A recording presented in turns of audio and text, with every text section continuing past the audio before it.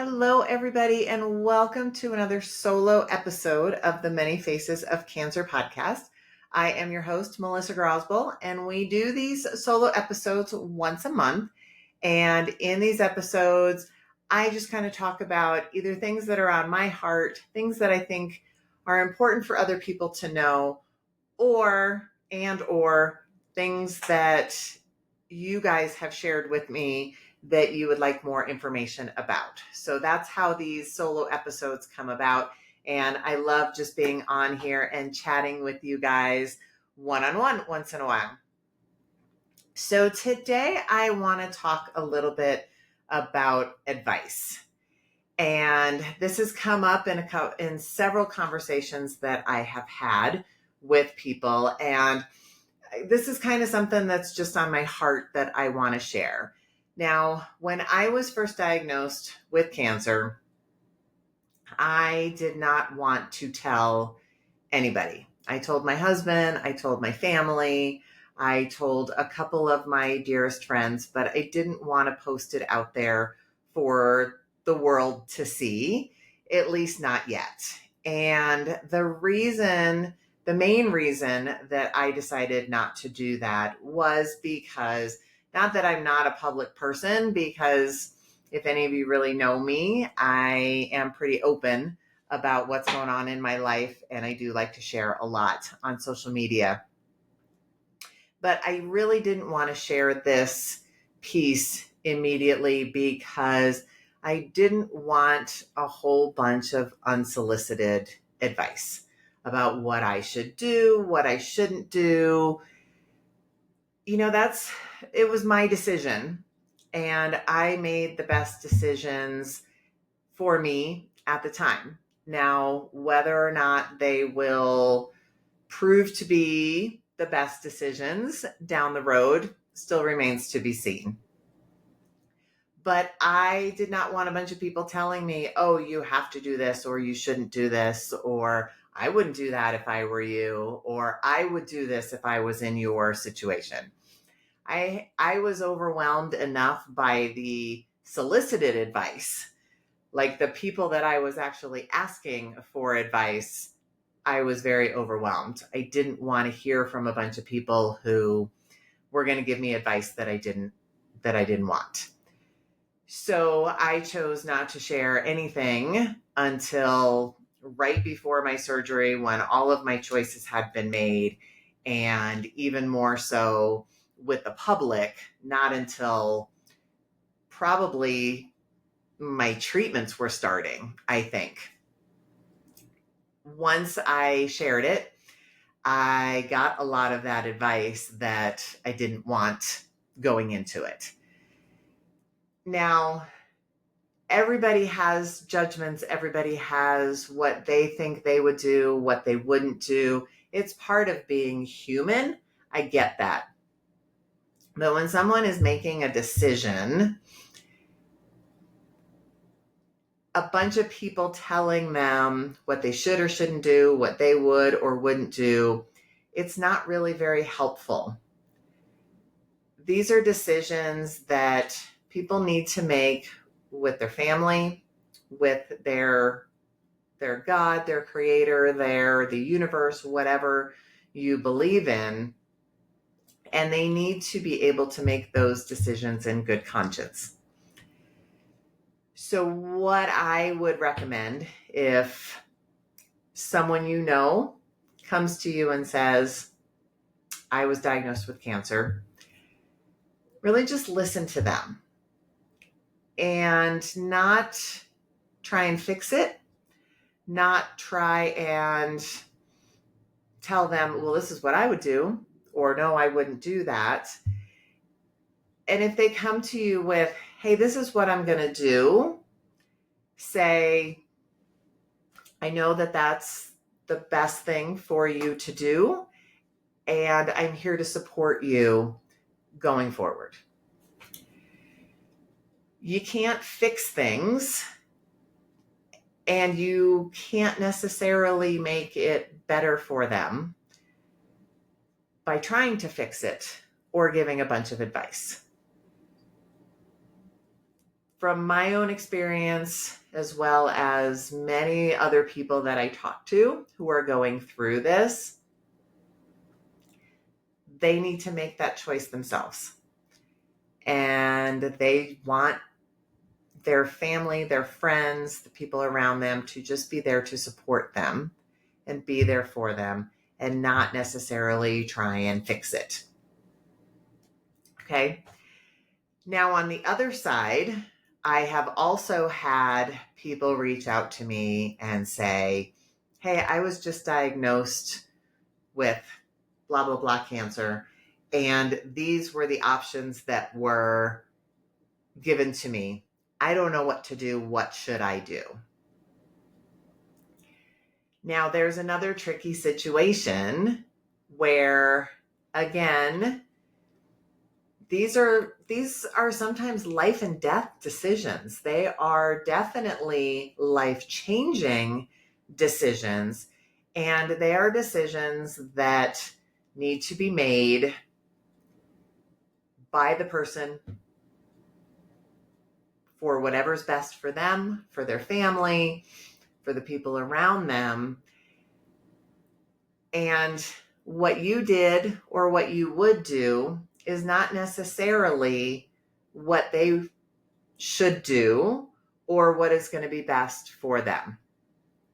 Now, for me, I know that I have shared, I chose not to do chemotherapy. I chose not to do hormone or anti-hormone therapy for my cancer. Now, I prayed and I meditated and I researched for weeks before I came up with that decision. And again, that was why I didn't really reach out to people and tell them, hey, this is what's going on. What do you think I should do?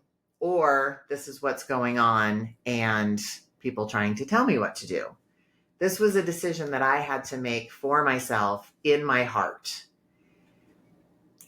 And I truly believe that everyone going through this situation also needs to make that decision from their heart and what's best in their circumstances.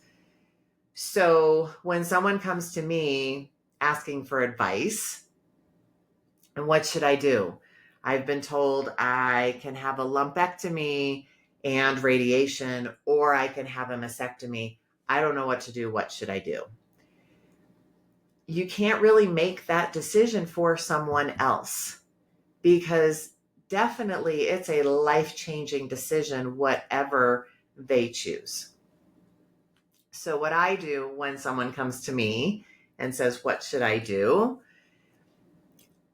I say, really, this is a choice and a decision that you need to make with your family, with your support staff, with your God. And it needs to be a well thought out decision. Find out all the pros and cons, everything you can about these decisions, and then truly make that choice for yourself. And I am here to support you in whatever decision that you make. I can't tell you what to do because what I did is not necessarily going to be what someone else wants to do or what someone else should do.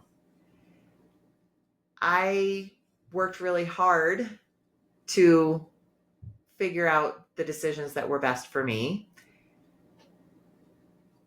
And that was my choice. And when you are making this kind of decision, it needs to be what's best for you in your circumstances with your family. So someone who is in her 30s, who has young children, may not make the same choices that someone in their 60s, their children are grown and gone, they have a completely different life. they're going to make different decisions. So I guess what I'm really saying is the best way that you can support someone who's going through cancer is to be there for them, to support their decisions, and definitely be a sounding board. But I recommend against giving people advice for what they should or should not do,